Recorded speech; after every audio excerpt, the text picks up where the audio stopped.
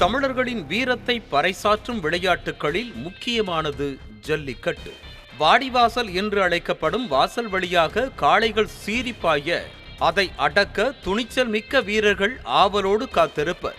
அந்த வீரமிகு விளையாட்டை கண்டு ரசிக்க ஆயிரக்கணக்கான மக்கள் நாலாபுரமும் திரண்டு நிற்பார்கள். பொங்கல் பண்டிகை நெருங்கிவிட்டால் போதும் தமிழ்நாட்டின் பல்வேறு இடங்களில் ஜல்லிக்கட்டுக்கான ஏற்பாடுகள் களை கட்டிவிடும். இதற்காக டிசம்பர் மாதத்தில் இருந்தே காளைகளை தயார்படுத்தும் பணியை தொடங்கி விடுவர். பொங்கல் பண்டிகை நெருங்கிக் கொண்டிருப்பதால் பல்வேறு இடங்களில் ஜல்லிக்கட்டுக்கான ஆயத்த பணிகள் ஆரம்பமாகிவிட்டன.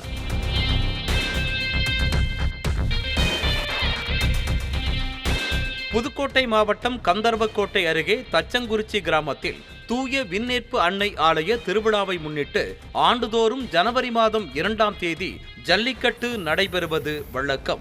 முதலில் அங்கு நடைபெற்ற பிறகுதான் அலங்காநல்லூர், அவனியாபுரம் என பல்வேறு பகுதிகளிலும் ஜல்லிக்கட்டு நடைபெறும்.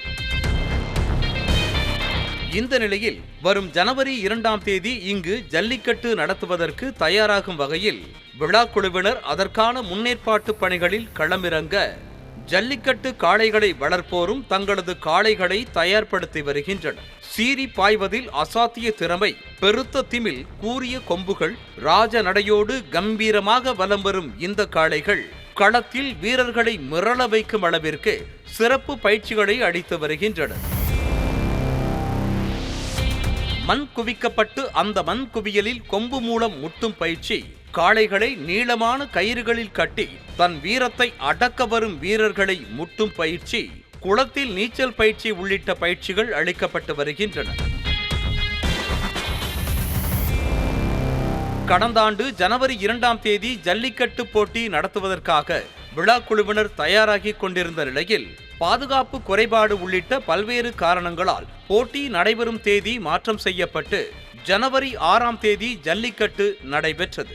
அதை போன்ற சம்பவம் இந்த ஆண்டும் அரங்கேறிவிடக்கூடாது என்றும் திட்டமிட்டபடி வரும் ஜனவரி 2ஆம் தேதி ஜல்லிக்கட்டு நடத்த அனுமதி அளிக்க வேண்டும் என்றும் கூறி மாவட்ட ஆட்சியர் மற்றும் கோட்டாட்சியரிடம் விழா கமிட்டியினர் மனு அளித்தனர். அதிகாரிகள் எங்களோட முழு ஒத்துழைப்பு கொடுத்து எங்களுக்கு எந்த விதமான பிரச்சனையும் இல்லாமல் ஏதாவது குறைபாடுகள் இருந்தால் அவங்களே நேரடியாக நின்று எங்களுக்கு அதை சரி செஞ்சு கொடுத்து 2ஆம் தேதி தள்ளி போகாமல் இந்த வருஷம் ஜல்லிக்கட்டு நடத்துறதுக்கு எங்களுக்கு முழு ஒத்துழைப்பு அரசு தரணுங்கிறதையும், நாங்களும் அரசுக்கு முழு ஒத்துழைப்பு கொடுத்து அவங்களோட வழிகாட்டுதல் படி நடந்துக்கிறதுக்கு தயாராக இருக்கோங்கிறதையும் நாங்கள் இதன் மூலமாக தெரிவிச்சுக்கிறோம். ஆன்லைனில் முறைகேடு நடைபெற வாய்ப்பிருப்பதால் ஜல்லிக்கட்டில் பங்கேற்கும் காளைகளின் உரிமையாளர்களுக்கு நேரடியாக டோக்கன் விநியோகிக்க அரசு நடவடிக்கை எடுக்க வேண்டும் என கோரிக்கை விடுக்கப்பட்டுள்ளது.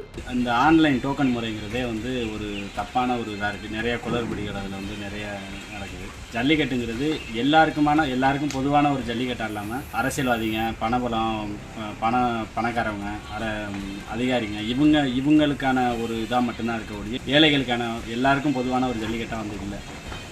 அதனால் கொஞ்சம் இந்த ஆன்லைன் டோக்கன் முறையும் கொஞ்சம் ஒழிச்சாங்கன்னா கொஞ்சம் நல்லாயிருக்கும்.